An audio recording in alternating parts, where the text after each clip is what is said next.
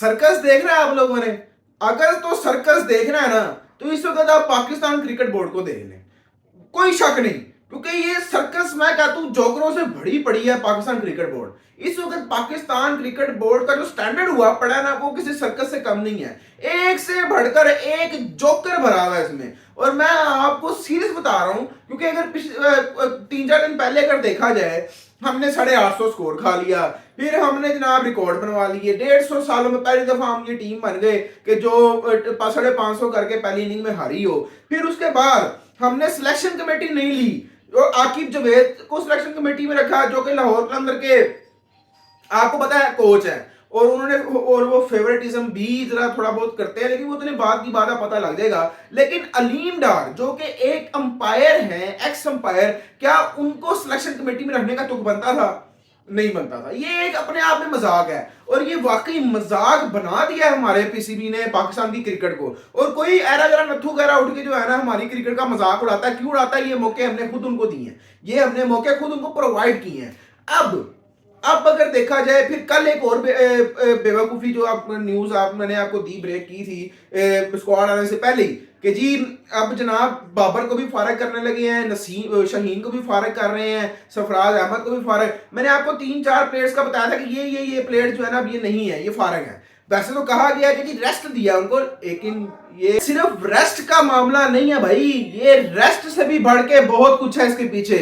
आपको पता है पाकिस्तान क्रिकेट बोर्ड से या पीसीबी यानी कि पाकिस्तान क्रिकेट से अगर कोई निकल जाए ना एक दफा, उसका वापस आना बहुत ज्यादा मुश्किल हो जाता है। तो मुझे लगता है, आई थिंक कि अब बाबर के लिए जरा मुश्किल हो गया। और अगर अगर कामरान गुलाम ने परफॉर्मेंस दे दी, तो फिर मैं समझता हूँ ये और ज़रा मुश्किल होगा। देखें आकिब जवेद ने तो यही बात की जी, इन प्लेयर्स के लिए रेस्ट देना बड़ा आसान, यानी कि इंपॉर्टेंट था इनको रेस्ट देना। इनको रेस्ट इसलिए देता कि दिमाग ज़रा खुले, ज़रा रिलैक्स हों, फिर ये वापस कम बैक करें तो और अच्छे तरीके से करें, वगैरह वगैरह।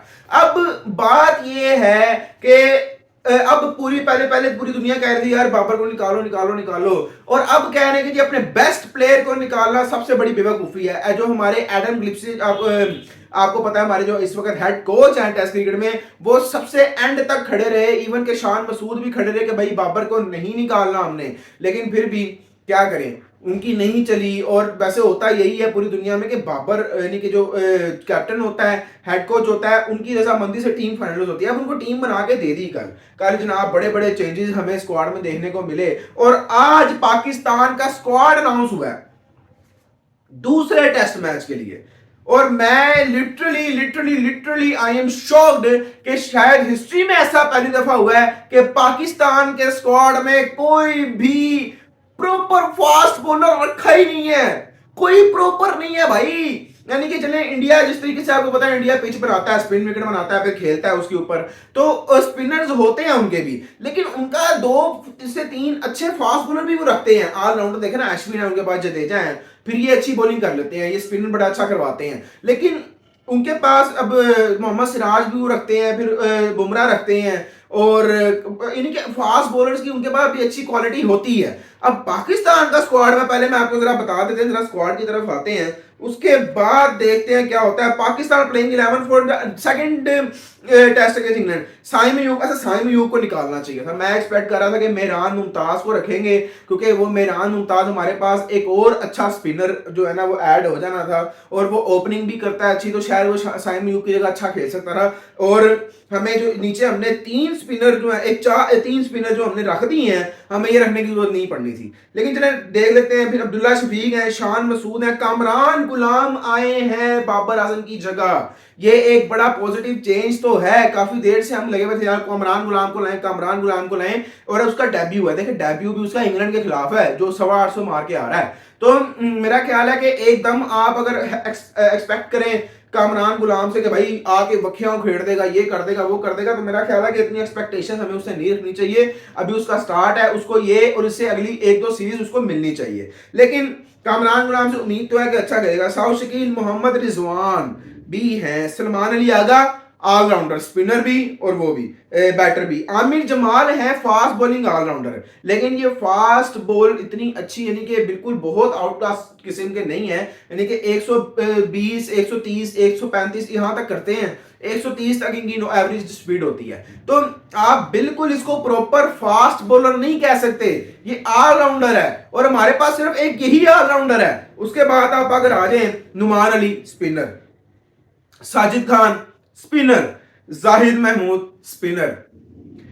पाकिस्तान की टीम ने ऐसा पहली दफा किया है कि एक टीम में अपनी टीम में उन्होंने तीन तीन स्पिनर्स रेगुलर रखे हैं। और अगर ओवरऑल देखा जाए तो भाई साइम अयूब भी स्पिनर है, वो भी स्पिन करवा लेता है। फिर उसके अलावा अगर देखा जाए तो साउथ शकील भी स्पिन करवा लेता है, सलमान अली आगा भी करा लेता है। तो एक तरह से पाकिस्तान के स्क्वाड में 6 स्पिनर्स बन जाते हैं, 6 स्पिनर्स। आई डोंट नो कि हमने एक भी फास्ट बॉलर क्यों नहीं रखा, प्रॉपर फास्ट बॉलर। कभी एक वक्त था जब हम प्रॉपर स्पिनर नहीं रखते थे, रेगुलर स्पिनर नहीं रखते थे, और अब एक ये वक्त है कि हम रेगुलर फास्ट बॉलर भी नहीं रख रहे।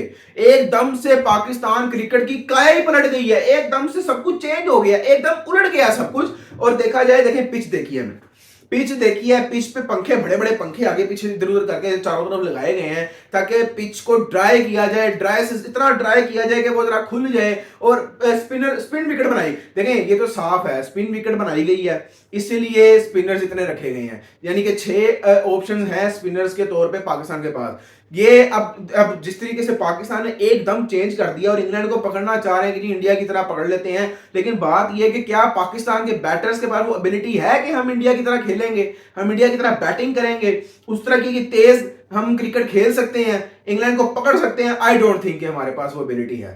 तो अगर तो आप इंग्लैंड के प्लेयर्स को, इंग्लैंड के बैटर्स को इस जाल में फंसा रहे हैं, तो मुझे लगता है कि इस जाल में आप खुद भी फंस सकते हैं, और बल्कि फंस कह सकते हैं, आप फंसेंगे। लेकिन इंग्लैंड के पास उस टाइप के स्पिनर्स नहीं है, उनकी स्ट्रेंथ जो है वो फास्ट बॉलिंग ज्यादा बेहतर है।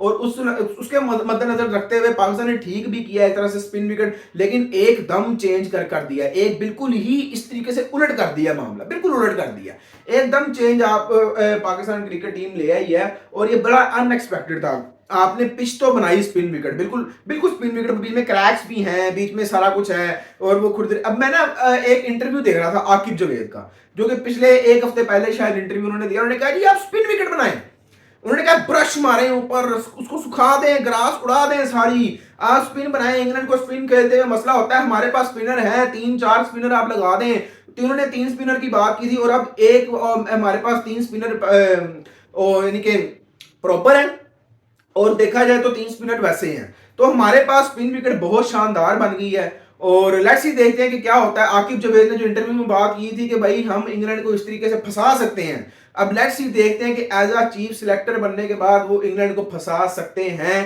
कि नहीं। जिस तरह का पिच तो बहुत खतरनाक देखने को मिल रहा है, जिस तरह का पिच लग रहा है, मुझे लगता है कि मैच कहीं तीसरे चौथे दिन में ही खत्म ना हो जाए। जो मैच 5वें दिन तक चलता था, बड़ा वो मुझे और अजीब सा लग रहा है। लेकिन ये एक्सपेरिमेंट देखना पड़ेगा। लेकिन अगर ये एक्सपेरिमेंट कामयाब हो गया, अगर तो ये एक्सपेरिमेंट कामयाब हो जाता है, तो आकिब जावेद की हो जाएगी वाह वाह, और कामरान गुलाम की भी हो जाएगी वाह वाह, और इसके अलावा जो स्पिनर्स की भी। लेकिन पहले बात होती थी कि यार पाकिस्तान के पास स्पिनर्स नहीं है, पाकिस्तान स्पिनर्स नहीं खिलाता। अब एकदम इतने ज्यादा स्पिनर्स पाकिस्तान ने खिला लिए, इतने ज्यादा स्पिनर्स निकल आए हैं पाकिस्तान के पास, तो ये वाकई शॉकिंग चीज है। और आई थिंक कि पीसीबी को ये चीज समझ आ गई है कि भाई इंग्लैंड यानी कि अपना जो सीना कंट्रीज हैं उनको अगर हराना है तो स्पिन विकेट को अपनाना है, क्योंकि सीना कंट्रीज अपने मुल्क में ऑस्ट्रेलिया हो गई, इंग्लैंड हो गई, न्यूजीलैंड, साउथ अफ्रीका, ये फास्ट बॉलिंग पिच बनाते हैं, बाउंसी पिचेस बनाते हैं और अपने घर में बहुत अच्छा खेलते हैं। तो ये तंग किससे होते हैं? स्पिनर से। तो अब स्पिन विकेट बन रही है, लेट्स सी देखते हैं कि कहां तक बात जाती है। लेकिन क्या ये बाबर का एंड है? I don't think so. ये सिर्फ रेस्ट दिया गया, हो सकता है कि उसका कमबैक हो जाए, लेकिन मुझे बड़ा दुख होता है इस मामले में कि हमने इतना बड़ा और इतना बेहतरीन, इतना कमाल का प्लेयर जो है ना, इस तरह हमने ज़ाया किया। हमारे पास बाबर जैसा प्लेयर बहुत अरसे बाद, इंजमाम उल हक के बाद अगर देखा जाए तो हमारे पास बाबर जैसा प्लेयर आया था, लेकिन हमने उसको ज़ाया किया है। हमने क्या, उसका खुद का भी बड़ा हाथ था इसमें, लेकिन फिर भी लेट्स सी देखते हैं क्या होता है।